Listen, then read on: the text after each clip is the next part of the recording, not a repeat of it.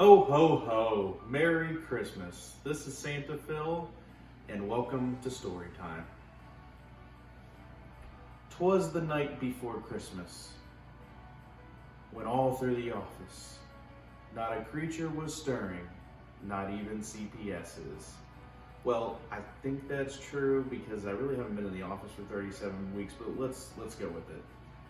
The stockings were hung on the chairs with care, in hopes that Tom Lawson would soon be there.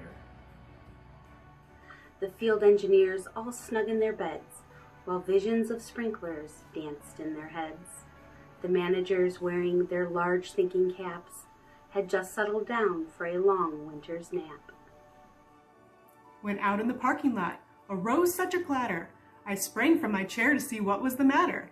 Away to the window I flew like a flash, just in time to see a squirrel hide her nut stash.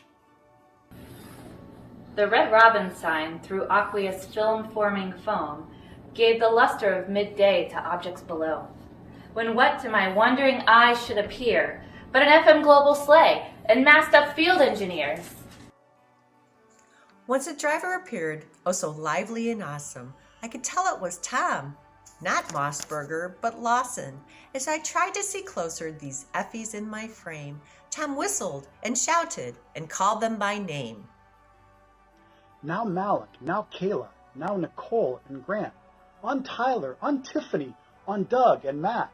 To the third and fourth floors, skip the second, no one's there.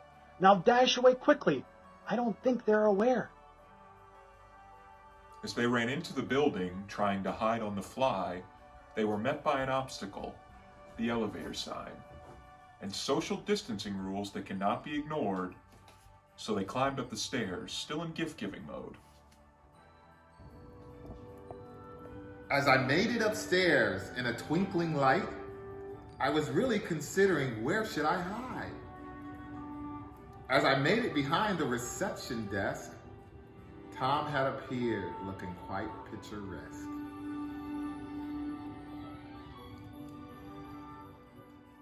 He was dressed all in fur from his head to his foot, sporting new PPE, which I heard was a hoot. A bundle of gifts he had flung on his back, and he looked like a peddler just opening his pack. His eyes, how they twinkled, his dimples, how merry. His cheeks were like roses, but I'm digressing. So wary I was at the sight of this Tom, until I saw what he had in his palm. He brought sanitizer with him on this trip and used it profusely with joy and a wink. The field engineers were jolly and cheered when anticipation of gift-giving neared. Gifts they have brought us, gloves and more masks, the colorful strings of yummy-smelling flasks, those filled with an alcohol-based sanitizer. We could still use them with no break on horizon. Tom spoke not a word, but went straight to his work, and filled all the stockings, then turned with a jerk, to see if his helpers were ready to leave, and glimmer in his eyes was full of mischief. They ran down the stairs and back to their sleigh, while cheering and howling they were on their way.